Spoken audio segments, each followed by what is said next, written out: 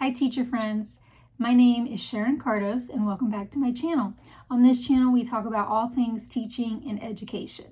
So I know it's been a minute since I made a video, but I'm excited about today's video because I'm going to be talking about the new school year and 5 goals that I'm going to have for myself for this new school year.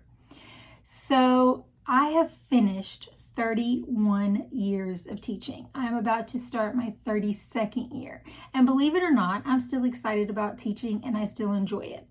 So one of the ways that I sort of start preparing for a new school year after all this time is to maybe set some goals for myself.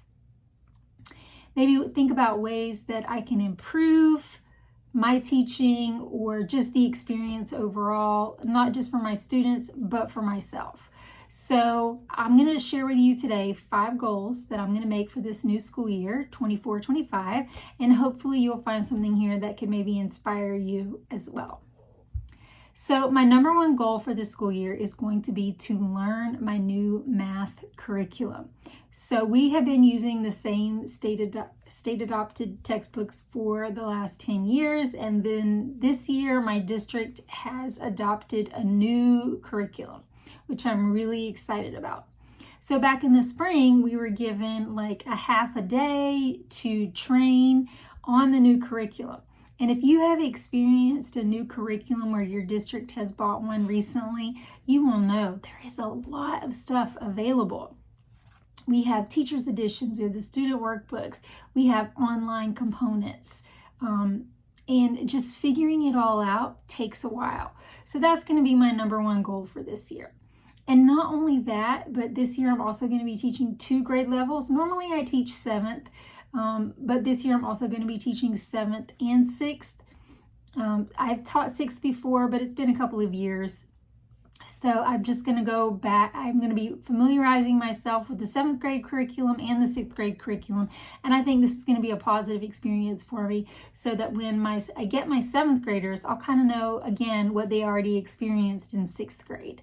So this is going to work out just absolutely perfectly. So how am I going to learn the new curriculum? Well, first of all, I'm working the problems. I am going through the student workbook and I am working the problems. It helps me see where some of the students may struggle. If it takes me a minute to figure out a question, then I know perhaps it's going to take the kids even longer. And it helps me see which questions I might want to include, which ones I want to skip, maybe how I want to, which ones I maybe want to assign for homework, if at all. I don't really give a lot of homework, but there's just so much in this new curriculum. I just want to experience it all and experience it from a student's point of view by working out the problems. So that's one action step I'm going to take to meet that goal. Another action step that I'm going to take to meet that goal is that I'm going to attend all the trainings that my district offers. Like I said, we had a half-day training, but I know there's going to be some more coming up in the future. And I believe the textbook publisher also offers some online. And so I'm going to see if I can go back and watch some of those videos and things that they offer online.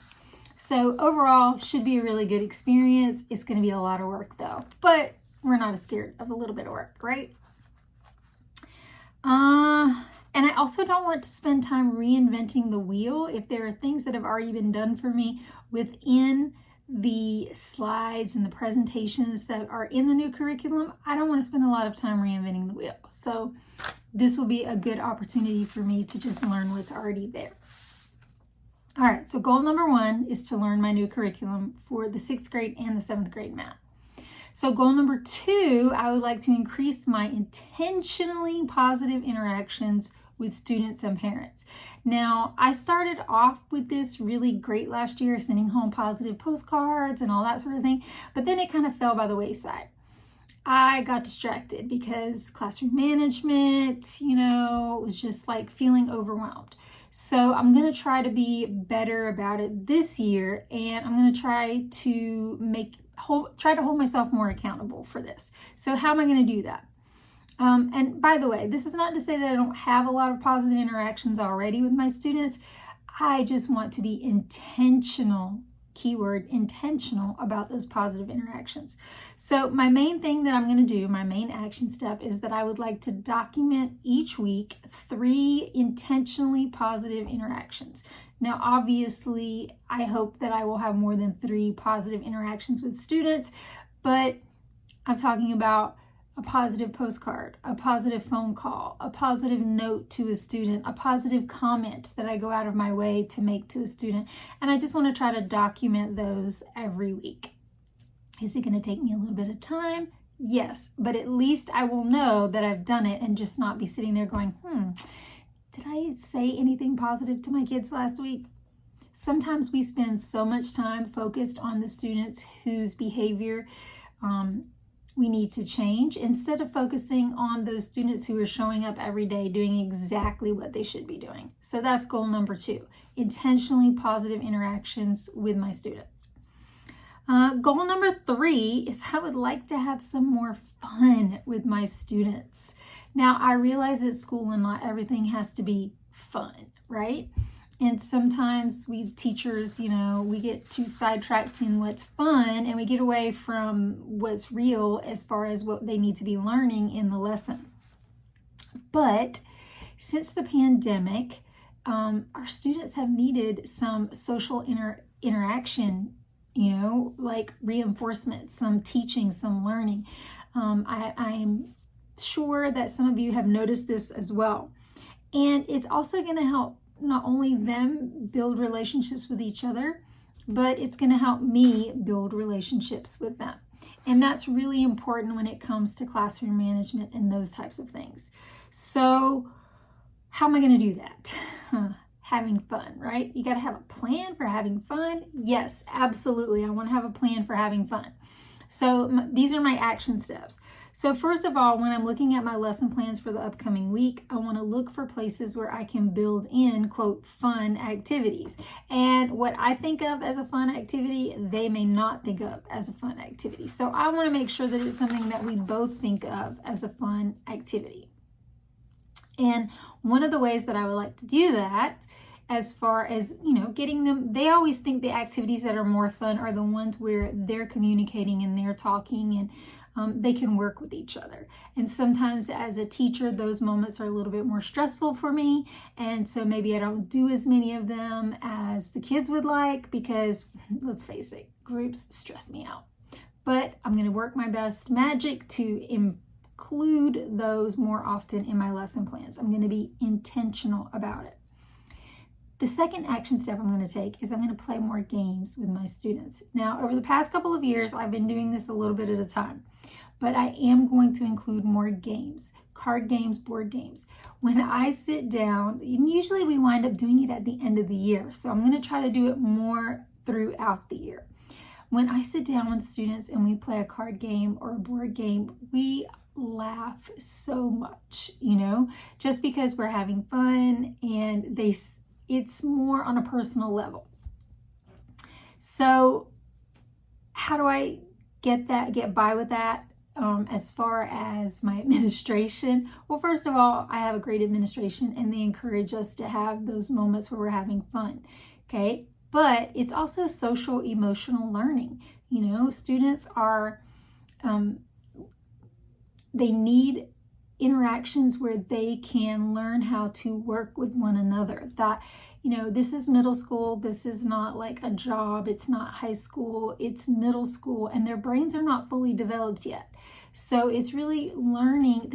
And you can put them in a group and they don't necessarily know how to work in a group. So it helps them to learn. We go over, before we start playing a game, we go over like, what do I mean when I say that I want you to be a good sport? Okay, what does that look like? What does that mean? What does it mean when I want you to encourage the other people on your team?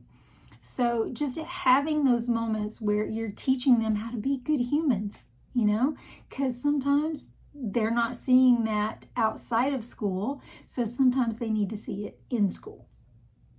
Goal number 4, I want to read 2 professional books this year. I do a lot of reading in my personal life. I like novels, but I also try to read one spiritual book or one self-help book every month. And so I'm going to try to read 2 professional books this year. I've been kind of like asking around, looking for some. I think I might read Building Thinking Classrooms. That one looks like one that has been recommended quite a bit, and I've never read it, so I may choose that as one of my books, and the other one I'm still kind of up in the air about. And I just feel like as teachers, we should be lifelong learners, so this is going to be my goal. So first of all, I got to find 2 books that I want to read. That's action step number 1. Action step number 2, I got to actually read the books, okay? And it does take me longer to read a nonfiction book, so I got to make sure I allow myself enough time, which is why I only chose 2, because I like to highlight, I like to take notes and just kind of tear it apart. And then I'm hoping to hold myself accountable to share in my blog and on some of these videos what things that I am learning from these books that I've read. So those will be my 3 action steps under goal number 4, reading 2 professional books this school year. And teacher tip, okay, from a veteran here, if it is your evaluation year and you have one of those goals where it's talking about improving yourself as a professional, that's always a good goal, is choosing a book to read, or maybe starting a book club at your school to read a particular book that you could all learn from. We did a book club a couple years ago at my school where we actually did it over Zoom, but we all read the same book and we talked about it, and I found it to be a great experience. So 2 professional books. Goal number 5, okay, practice some self-care. Anybody who knows me I'm a little bit of a workaholic. I have like my fingers in all the pies. And even in my downtime, I'm doing stuff. I'm working on stuff. Not necessarily school stuff, but even my like hobbies of crocheting, or I'm trying to teach myself how to sew. I'm making Christmas gifts for people, that sort of thing. So even in my downtime, I'm kind of like structured, so, and working. So I want to make sure that I'm building in some self-care time for myself. I also have a long-term chronic illness, and I do need to build in periods of rest and just making sure that I'm taking care of myself. So one of my action steps for this school year is to either at lunch or on my prep, because lots of times I have students in my room at lunch, I want to practice some deep breathing exercises. Just pausing, turning off the noise when the students aren't in the room, no music, no YouTube videos going on in the background, just peace and quiet, and just practice breathing, okay? Deep breathing. So that's going to be action step number 1. Oxygen, good. Number 2, I want to take my medications as prescribed. Seems like a no-brainer, right? Especially since I just told you that I have a chronic illness. So in the mornings, I'm really good about taking my meds. At night, I'm really good about taking my meds. In the middle of the day, when I get busy doing work stuff, I'm not always so good about taking my meds. So I'm going to make myself some sort of a note on my desk, my computer, so that I can see it and try to remember to hold myself accountable for taking those midday medications that I know I need. And then the 3rd action step, I'm going to eat my lunch. It may not be at lunchtime because, like I said, I have students in my room, probably on my prep, but I'm going to take the time to eat my lunch. I'm going to chew my food. I'm going to try to enjoy my food. And I'm going to try to make sure that I'm eating things that are healthy and not just sucking down a soda or grabbing a donut from the teacher's lounge, or throwing a bag of chips in my lunchbox. I'm going to try my best to have a healthy lunch. You heard it here. Sharon Cardos is going to eat a healthy lunch. All right. So those are my 5 goals for the new school year. So I'm going to go over them one more time. I'm going to learn my new curriculum, goal number 1. I'm going to increase my intentionally positive interactions with students. I'm going to have more fun with my students by incorporating more group work and games. And I'm going to, number 4, read 2 professional books. And number 3, I'm going to practice a little bit of self-care.